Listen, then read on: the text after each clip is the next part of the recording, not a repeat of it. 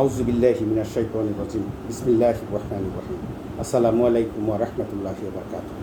আপনারা যারা আমাকে ফেসবুকে এবং ইউটিউবে দেখে থাকেন এবং আমাকে লাইক কমেন্টস করেন, অনুপ্রেরণা যোগান, আপনাদের সকলের প্রতি আমার আন্তরিক শুভেচ্ছা। আসসালামু আলাইকুম ওয়া রাহমাতুল্লাহি ওয়া বারাকাতুহু। ভাই, আমরা আসলে যারা একটু শিখি বা ইসলাম ধর্ম অনুসারী ঠিক আছে, কিন্তু তারপরেও যারা একটু শিখতে চেষ্টা করি, আবার পাশাপাশি আমরা যারা ভাইদের সঙ্গে শেয়ার করতে চাই, তাদের একটু সমস্যাও আছে যে আমরা তো খুব বিজ্ঞ না, আর আমরা এটা নিয়ে গবেষণাও করি না। যার জন্য হয় কি, অনেক সময় আমাদের ভুল হয়ে যেতে পারে কোনো কিছু প্রকাশ করা বা কোনো কিছু প্রচার করতে গিয়ে বা আমরা শেয়ার করতে গিয়ে ভুল হতে পারে।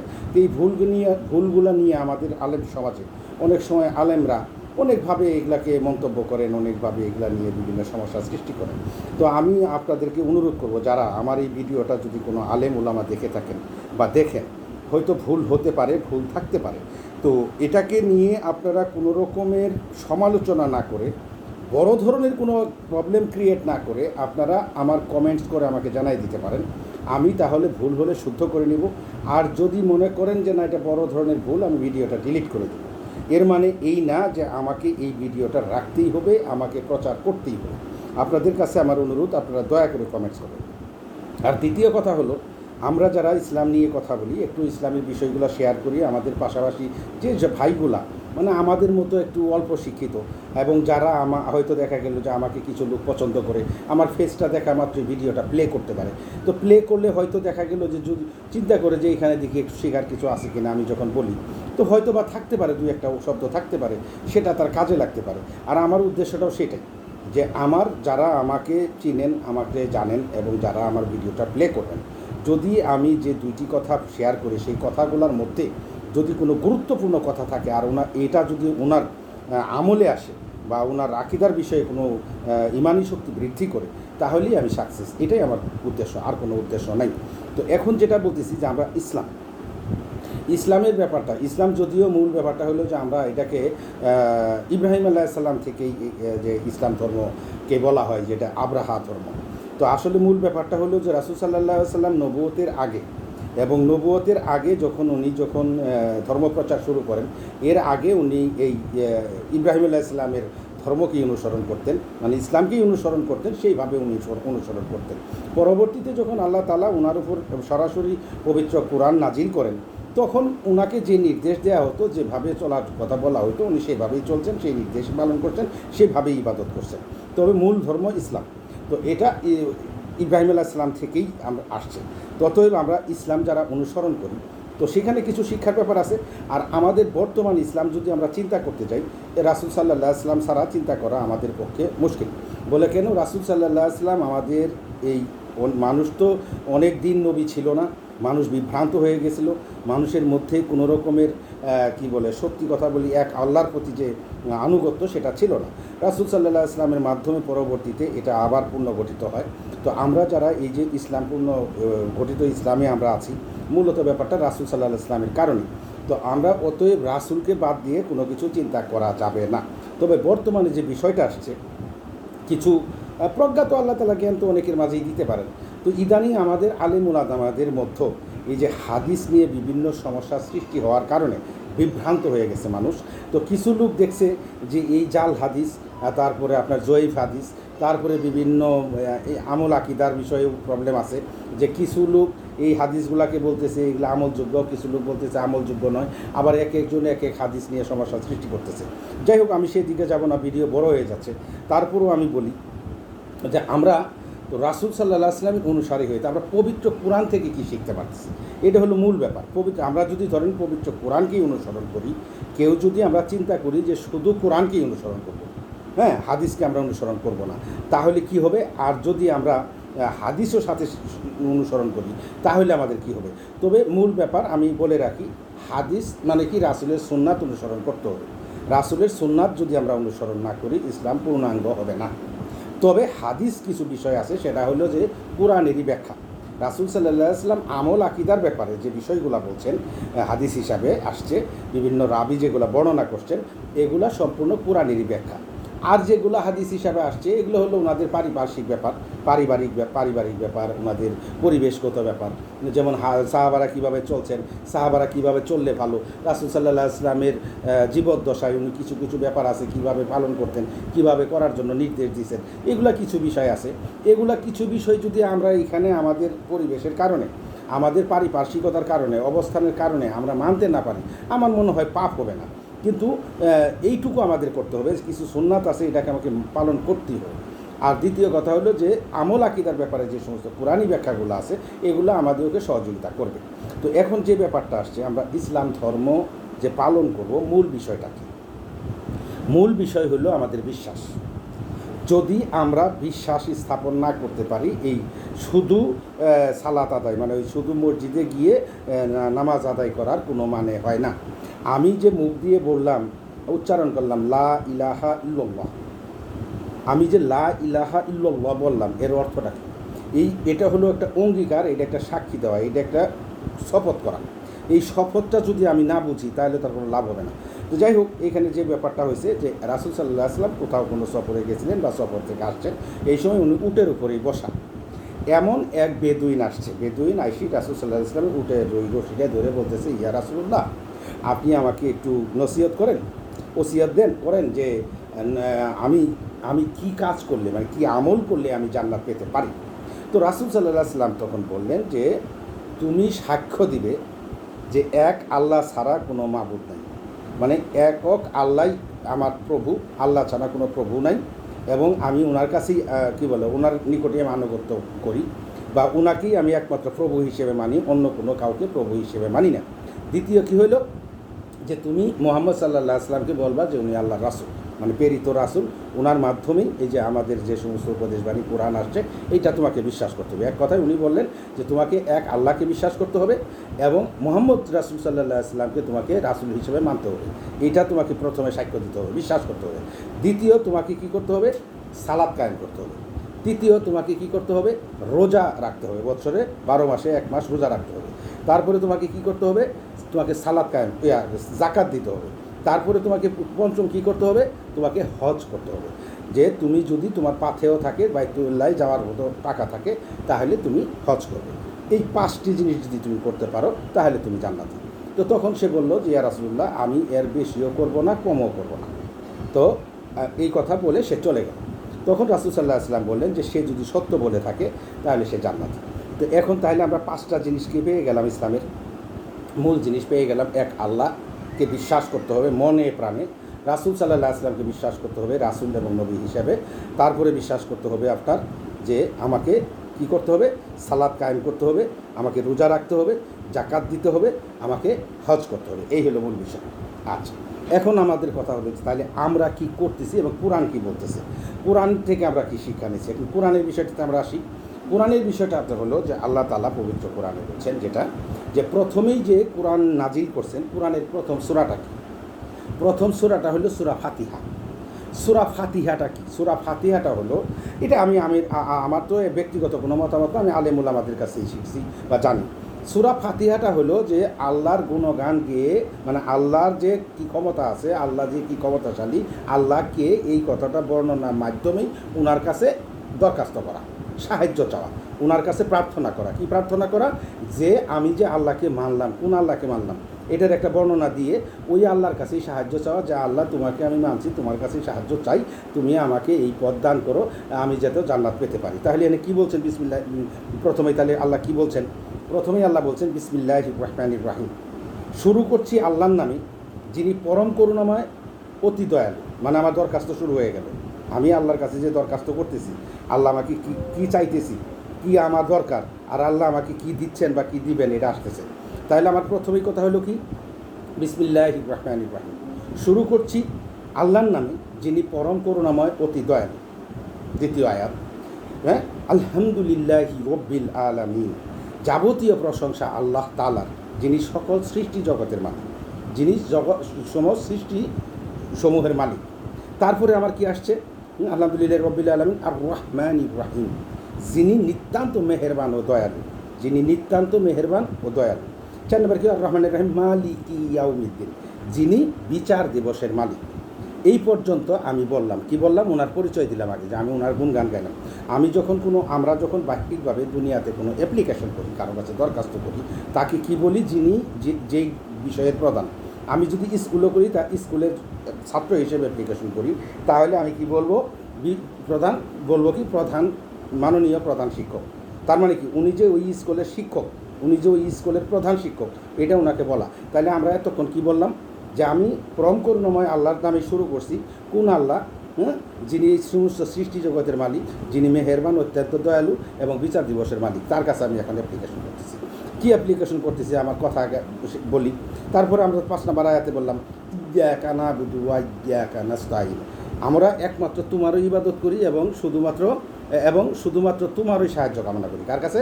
আল্লাহর কাছে। যে আমরা অ্যাপ্লিকেশনটা করতেছি কি, যে আমরা একমাত্র তোমারই ইবাদত করি এবং তোমারই কাছে সাহায্য কামনা করি, হে আল্লাহ।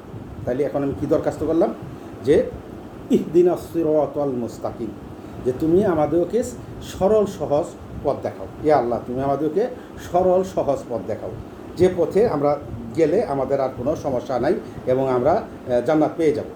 এরপরে আমরা কি বলতেছি, ইহদিনাস সিরাতাল মুস্তাকিম সিরাতাল্লাযীনা আন'আমতা আলাইহিম গায়রিল মাগদুবি আলাইহিম ওয়ালাদ-দাল্লিন, যে সে সমস্ত লোকের পথ যাদেরকে তুমি নিয়ামত দান করেছো, সেই সমস্ত লোকের পথে আমাদেরকে পরিচালিত করো, যাদেরকে তুমি নিয়ামত দিয়েছো, তাদের প্রতি নিয়ামত দিয়েছো, তাদের পথ নয়। আবার বলতেছি, তাদের পথ নয়, যাদের প্রতি তোমার গজব নাজিল হয়েছে এবং যারা পথভ্রষ্ট, সেই পথে আমাদেরকে পরিচালিত করো না। তাহলে আমাদের প্রথমেই আল্লাহ তাআলা পবিত্র কোরআনে শিখিয়ে দিলেন যে তোমরা আমার কাছে আগে দরখাস্ত করবা, দরখাস্ত করার পরে আমি তোমাদেরকে কী দিছি এটা আমি তোমাদেরকে বলতেছি। তো তাহলে আমরা কি করলাম, প্রথমেই সূরা ফাতিহাটা হইলো আমাদের একটা দরখাস্ত। আল্লাহ তাআলা এই সূরার ফজিলত অনেক রাখছেন, যে এই সূরাটা যে নাজিল করছেন এদের অনেক হিস্ট্রি আছে, এই ব্যাপারে আমরা বলতেছি না। তো এইটা ঘটনা হলো যে এইটা একটা দরখাস্ত। আমরা প্রথমেই আল্লাহ তাআলার কাছে দরখাস্ত করলাম, যে কী করলাম, বিসমিল্লাহির রহমানির রহিম, যে শুরু করছি পরম করুণাময় আল্লাহর নামে, এবং যিনি অত্যন্ত মেহেরবান দয়ালু, যিনি বিচার দিবসের মালিক, একমাত্র তোমারই ইবাদত করি, তোমারই কাছে সাহায্য চাই, তুমি আমাদেরকে সরল পথ প্রদর্শন করো, সেই সমস্ত লোকদের পথ যারা তোমার নিয়ামত পেয়েছে, আর তুমি ওদের পথে আমাদেরকে পরিচালিত করো না যারা পথভ্রষ্ট। এটা গেল সূরা ফাতিহা। তো এইখানে এই সূরা ফাতিহার ব্যাপারে একটা কথা আসছে, যে এইখানে 7টি সূরা আছে। তো এই সূরাটার ব্যাপারে আল্লাহ তাআলা পবিত্র কোরআনে সূরা হিজর আয়াত নাম্বার 87 এখানে বলছে যে আমি আপনাকে 7টি বারবার পঠিত আয়াত এবং মহান কোরআন দান করেছি। তার মানে কি, এই যে 7টি আয়াত আমি পাঠ করলাম, এই 7টি আয়াত আল্লাহ তাআলা বলছে যে এটা বারবার পঠিতব্য আয়াত, যে আপনাকে বারবার পঠিতব্য আয়াত নাজিল দিয়েছি এবং আরেকটা দিয়েছি মহান কোরআন। তার মানে কি, এই 7টি আয়াত দেখেন আমাদেরকে বারবার পড়তে হবে, বারবার দরখাস্ত করতে হবে। আমাদের এই যে 5 বার আমরা সালাত আদায় করি, 5 বারই আমাদেরকে প্রতি রাকাতে এই 7টি আয়াত পড়তে হয়। তার মানে কি, এই আয়াত দ্বারাই আমরা দরখাস্ত করে থাকি, অ্যাপ্লিকেশন করে থাকি, আল্লাহর কাছে প্রার্থনা করে থাকি। এটা আল্লাহ করতে বলছেন, সবসময়ই করতে বলছেন, যে এর মাধ্যমেই আপনি এই দরখাস্তের মাধ্যমে যখন আপনি দরখাস্ত করবেন, আমি আপনার এই দরখাস্তের বিনিময়ে আপনাকে যা চান আপনি দিব। তো আমরা সেটাই করি। তো এখন মূল ব্যাপারটা হলো যে আমি দরখাস্ত করলাম, এখন দরখাস্তের পরে আল্লাহ কি বললেন, আল্লাহ কি দিলেন, সেটা তো আমার দেখার ব্যাপার আছে। তো আমার এখন দেখার ব্যাপার আছে যে আমি যখন দরখাস্ত করলাম, দরখাস্ত করার পরে আমাকে আল্লাহ কি দিলেন। এখন আল্লাহ বলছেন, দেখেন সূরা বাকারা, বিসমিল্লাহির রহমানির রহিম, আলিফ লাম মিম। এটা হলো একটা সূরাটার শুরুতে উনি 3টা হরফ ব্যবহার করছেন এখানে। তো আমাদের কথা হলো যে এই 3টা বর্ণের অর্থ আল্লাহ তাআলাই জানেন, এটা আমরা জানি না। তো সূরাটা শুরুতে উনি আলিফ লাম মিম দিয়ে শুরু করছেন। এরপরে দ্বিতীয় আয়াত যেটা আসছে, যে জালিকাল কিতাবু লা রাইবা ফিহি, মানে এটা হলো সেই কিতাব যাতে কোনো সন্দেহ নেই, এবং এটা পথ প্রদর্শনকারী পরহেজগারদের জন্য। এটা পথ প্রদর্শনকারী, এই কিতাবটা হলো পথ প্রদর্শনকারী। আমরা যখন অ্যাপ্লিকেশন করলাম, আল্লাহর কাছে যখন প্রার্থনা করলাম, আমরা দরখাস্ত করলাম, তখন আমরা কি চাইলাম, যে আল্লাহ তুমি আমাদেরকে সরল পথ দেখাও। বলছিলাম, সিরাতাল্লাযীনা আন'আমতা আলাইহিম, যে তুমি আমাদেরকে সিরাতিল মুস্তাকিমের পথ দান করো, সিরাতিল মুস্তাকিমের পথ দান করো, তো আমাদেরকে সরল সঠিক পথ দান করো। তা আল্লাহ তাআলা এখানে বললেন যে এই সেই কিতাব, এতে কোনো সন্দেহ নাই, এটা তোমার ওই পরহেজগারদের জন্য পথ প্রদর্শনকারী, এটাই। তারপর উনি কী বলছেন যে আল্লাযীনা ইউমিনুনা বিল গায়বি ওয়া ইউকিমুনাস সালাতা ওয়া মিম্মা রাযাকনাহুম ইউনফিকুন, যে যারা অদেখা বিষয়ের উপর বিশ্বাস স্থাপন করে এবং নামাজ প্রতিষ্ঠা করে, আর আমি তাদেরকে যে রুজি দিয়েছি তা থেকে তারা ব্যয় করে। এটা এক নম্বর হলো, কিতাবটা হলো যে পথ প্রদর্শনকারী পরহেজগারদের জন্য, যারা আমার কাছে অ্যাপ্লিকেশন করছো, দরখাস্ত করছো। দ্বিতীয় হলো আমি এটা ওদের জন্য এই ব্যাপারটা, যে যারা দেখা বিষয়ের উপর বিশ্বাস স্থাপন করে, সালাত কায়েম করে এবং আমি যে রুজি দিছি সেখান থেকে দান করে। চতুর্থটা আসছে যে ওয়াল্লাযীনা ইউমিনুনা বিমা উনজিলা ইলাইকা ওয়া মা উনজিলা মিন ক্বাবলিক ওয়া বিল আখিরাতি হুম ইউকিনুন, যে এরপরে হলো যে এবং যারা বিশ্বাস স্থাপন করেছে সেসব বিষয়ের উপর যা কিছু তোমার প্রতি অবতীর্ণ হয়েছে, মানে এটা রাসূলকে বলছে, তোমার প্রতি অবতীর্ণ হয়েছে এবং সেসব বিষয়ের উপর যা তোমার পূর্ববর্তীদের উপর অবতীর্ণ হয়েছে। এরা যারা এগুলোর উপরে বিশ্বাস করে, আর বিশ্বাস করে কাকে? আখিরাতকে যারা নিশ্চিত বলে বিশ্বাস করে, এদের জন্য এই কিতাব পথ প্রদর্শনকারী হিসাবে কাজ করবে, এবং এই কিতাব তাদের জন্যই দেওয়া হয়েছে। তারপরে কি বলছে যে উলাইকা আলা হুদাম মির রব্বিহিম ওয়া উলাইকা হুমুল মুফলিহুন, তারাই নিজেদের পালনকর্তার পক্ষ থেকে সুপথ প্রাপ্ত, আর তারাই যথার্থ সফলকাম। তাহলে আমরা যখন প্রথমেই শুরু করলাম, আমরা একটা দরখাস্ত দিয়ে শুরু করলাম আল্লাহর কাছে, যে আল্লাহ, আমি শুরু করছি সেই মহান পবিত্র আল্লাহর নামে, কি যিনি অত্যন্ত দয়ালু, মেহেরবান এবং বিচার দিবসের মালিক, এবং আমরা তোমারই ইবাদত করি, তোমারই কাছে সাহায্য চাই। তুমি আমাদেরকে সিরাতিল মুস্তাকিমের পথ দান করো, মানে আমাদেরকে সরল সহজ পথ দেখাও, হ্যাঁ, এবং তুমি আমাদেরকে ওই সমস্ত পথ দেখাও যারা তোমার কাছে নিয়ামত পেয়েছে, আর ওদের পথে আমাদেরকে পরিচালিত করো না যার উপর তোমার গজব নাজিল হয়েছে এবং যারা পথভ্রষ্ট হয়েছে, ওদেরকে আমাদেরকে পরিচালিত করো না। কিন্তু তারপরে কি আল্লাহ আমাদেরকে কি দিলেন? আল্লাহ তারপরে দিলেন যে এই কিতাব, এতে কোনো সন্দেহ নাই, তোমরা যা চাইছো এই কিতাবই আমি তোমাদেরকে দিলাম। এই কিতাবের মধ্যে বর্ণনা করা আছে তোমাদের সমস্ত কিছু, যারা তোমরা আমাকে বিশ্বাস করো এবং যারা পরহেজগার, তোমরা এখানে খুঁজে পাবা। তাহলে কী হলো? যালিকাল কিতাবু লা রাইবা ফীহি হুদাল লিল মুত্তাকিন, এই যে এটা হলো তাদের জন্য, যারা পরহেজগার বা মুত্তাকি, তাদের জন্য এই কিতাব হলো পথ প্রদর্শক। তো এখন পথ প্রদর্শক কারা পথ চায় বা কারা পথ পাবে? এখানে বলা হয়েছে যে আল্লাযীনা ইউমিনুনা